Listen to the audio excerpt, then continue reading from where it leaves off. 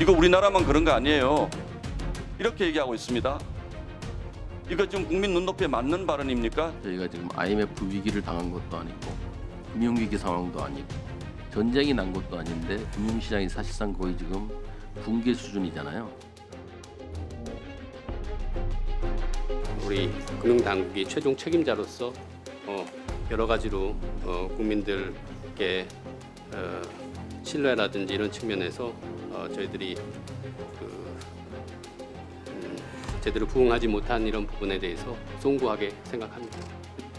그 금감원 입장에서도 그 책임에 대해서는 무겁게 받아들이고 있습니다.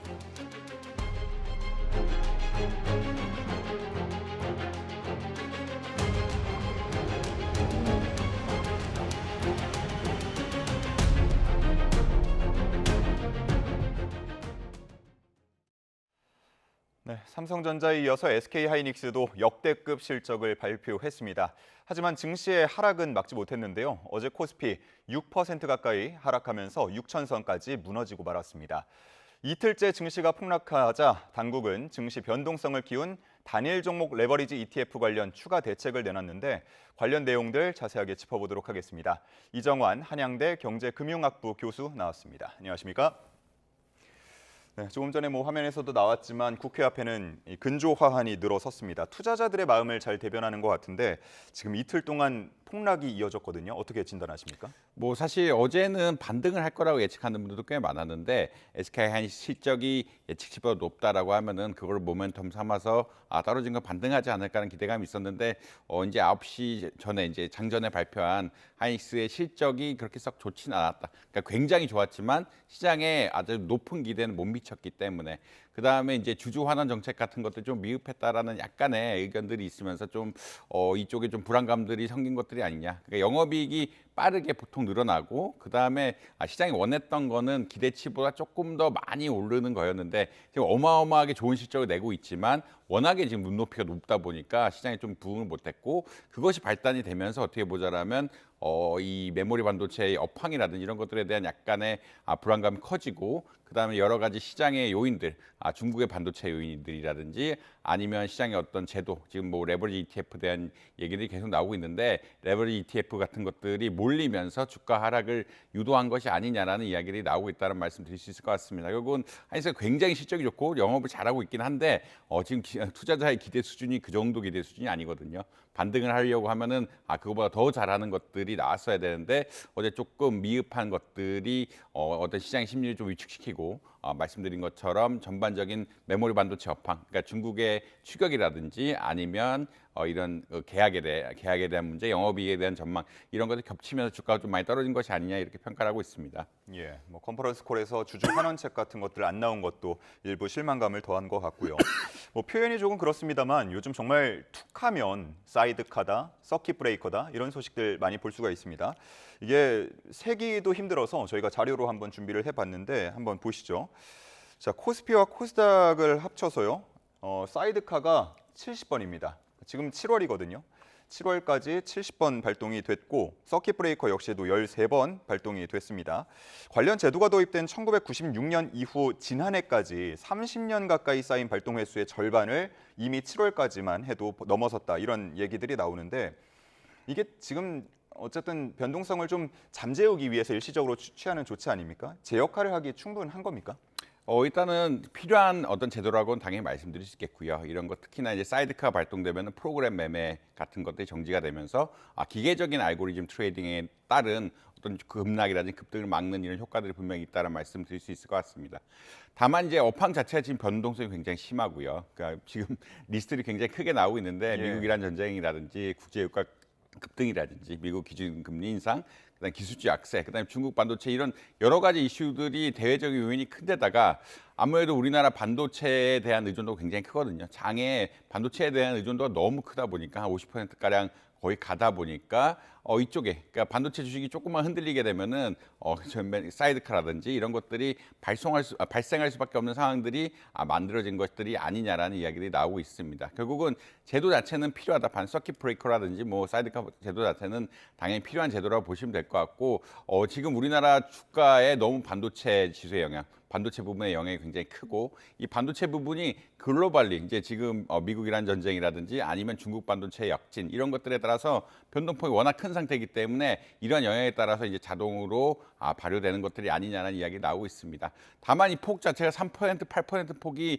이게 작은 것이냐 사실 그렇지는 않거든요. 그렇지는 않다라고 이것만 이해하시면 될 것 같고 우리가 역사적으로 지금 올해만 이렇게 많이 발생했다는 얘기는 올해 그만큼 메모리 반도체에 대한 업황이라든지 전망이라든지 불확실성 같은 것들이 굉장히 컸다. 이게 사실 해석하기 어려울 정도로 큰 상태이기 때문에 이런 상황들이 많이 발생하는 것이 아니냐 이런 말씀 드려야 될 것 같습니다. 예.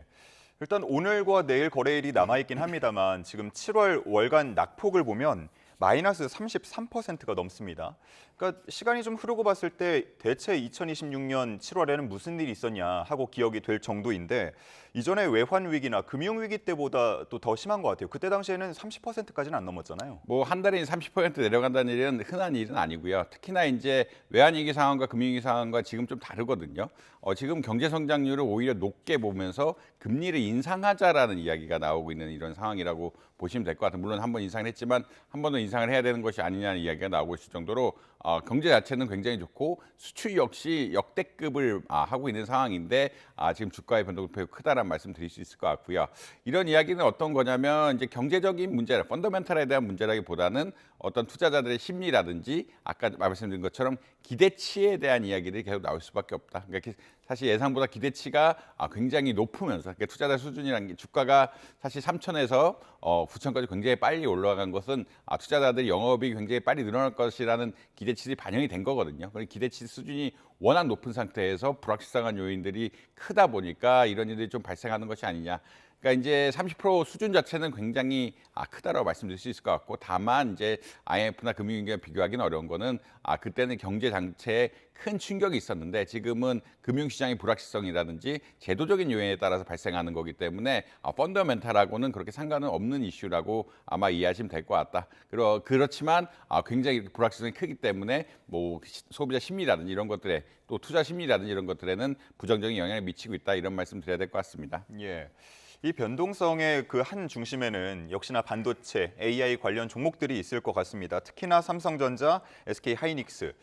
한 달 사이에요. 거의 뭐 고점과 비교하자면 절반 가까이 내려온 그런 모습입니다.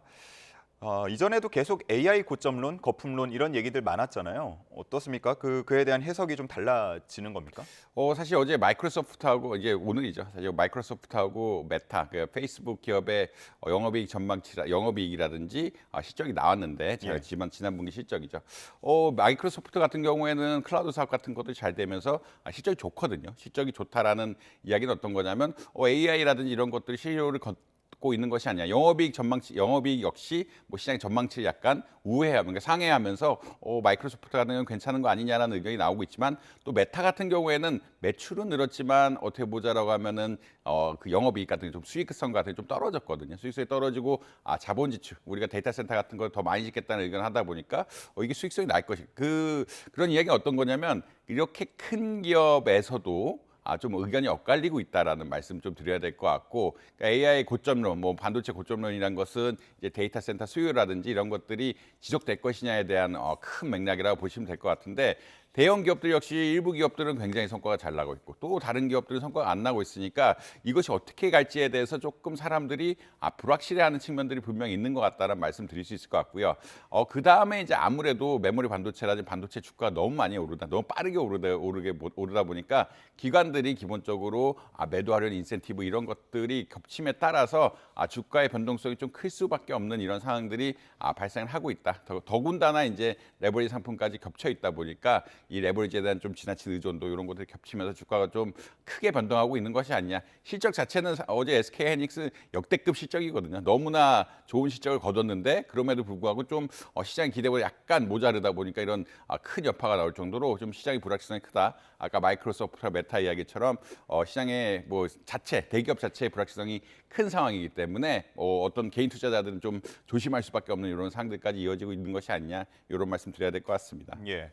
이 변동성의 원인 중 하나로 단일 종목 레버리지 ETF가 꼽히고 있는데 국회 앞 근조 화안에서도 이거 폐지하자 이런 목소리 계속 나오고 있고요. 자, 그런데 이틀째 급락을 하고 있지만 개인들은 이 레버리지 종목 매수를 하고 있다고요.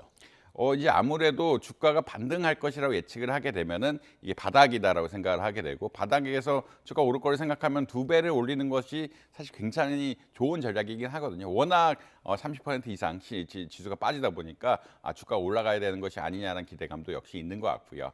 이 역시 있는 그런 이야기는 어떤 거냐면, 내가 본 주식을 사는 것보다는 2배 레버리지 상품 같은 것들을 사면서 주가를 흔히 말하는 수익성을 높이는 게 뭐 투자자로서는 합리적인 선택일 수 있다라는 말씀은 드려야 될 것 같습니다. 다만 이제 워낙 변동성이 큰 상황이라 아까 말씀드린 저희 일반 레버리지 상품도 굉장히 많이 샀지만 어제는 인버스 상품도 굉장히 많이 샀거든요. 예. 인버스 상품 많이 샀다는 이야기는 어떤 거냐면 삼성전자라든지 SK 하이닉스 주가가 떨어지는데 투자를 하는 분들도 굉장히 많았다라는 이야기가 드릴 수 있을 것 같고, 그만큼 시장의 바닥이 어디인지 혹은 바닥에 따라서 주가 반등할 것인지 또 떨어질 것인지에 대한 어떤 의견 역시 굉장히 많이 갈리고 있다라는 아마 말씀을 드려야 될 것 같습니다. 결국은 이 제도를 뭐 사실 이거 어떻게 해야 되느냐가 굉장히 핫 이슈이긴 한데, 아무래도 지금 투자한 사람들은 이미 주어진 상태에서 투자를 하고 있다. 주어진 상태에 투자를 하고 있다는 이야기는 어떤 거냐면, 이미 레버리지 ETF는 내 투자 어떤 툴 안에 들어가 있는 상태에서 투자를 하고 있기 때문에, 그리고 많은 어마어마한 지분들을 가지고 있기 때문에 이것을 쉽게 제도적으로 고치기는 뭐 어려운 상황이긴 하다. 뭐 이런 말씀까지는 덧붙여야 될 것 같습니다. 예. 자, 그래서 이 변동성에 과연 개인 투자자들이 잘 대처하는가 하고 볼 수 있는 자료가 하나 있는데, 보면 ETF 투자액으로만 56조의 손실을 본 것으로 추산된다라는 자료가 있습니다. 특히나 또 흔치 않게 비투를 한다라는 그 얘기들도 많이 들을 수가 있는데 문제 없겠습니까? 아무래도 이제 레버리지 상품이라든지 비투는 변동성장에서는 굉장히 안 좋은 상품이다라는 말씀드릴 수 있을 것 같고요. 결국은 이제 오를 때는 좋지만 떨어질 때는 흔히 말하는 음이복리 효과죠. 그러니까 20% 떨어지고 20% 오르면 사실 3~4%씩 손해 보는 게 정상적인 상황이기 때문에 굉장히 위험한 상품이다라는 말씀 드릴 수 있을 것 같습니다. 결국은 이게 흔히 말해서 이제 사람들이 투자 심리가 어떻게 되냐면, 보통 좀 돈을 많이 잃었을 때 레버리지 상품 같은 걸 통해서 이제 반등시키려는 그런 인센티브 같은 것들도 있거든요. 그런 심리 같은 것들이 있기 때문에 레버리지 상품이라든지 신용을 통해서 손해를 메꾸려는 이런 투자 경향성도 있긴 한데, 그런 것들 지금 같은 변동성 장에서는 되도록이면 안 하시는 게 좋은 것이 아니냐. 워낙 아까 말씀드린 것처럼 지금 레버리지 상품도 많이 사고 인버스 레버리지 상품도 굉장히 많이 사고 있는 상황이라서 시장의 어떤 기대의 어떤 폭이 굉장히 그 범위가 굉장히 넓다라고 아마 이해하시면 될 것 같고, 그 말은 돈을 크게 벌 수도 있지만 돈을 크게 잃을 수도 있는 상황이라 아무래도 비투라든지 레버리지 상품 같은 것들은 좀 자제해야 되는 이런 상황들이 아닌가 이렇게 생각을 하고 있습니다. 예, 워낙 대응하기가 어려운 상황이다 보니까 이 당국자들의 한마디 한마디에 투자자들은 더 집중할 수밖에 없는데, 김용범 정책실장 이야기를 보면 이 단일 종목 레버리지 ETF만의 문제라고 볼 수는 없다라고 하면서 개인 투자자들의 역동성을 언급했단 말이죠. 이 얘기 어떻게 들으셨습니까? 뭐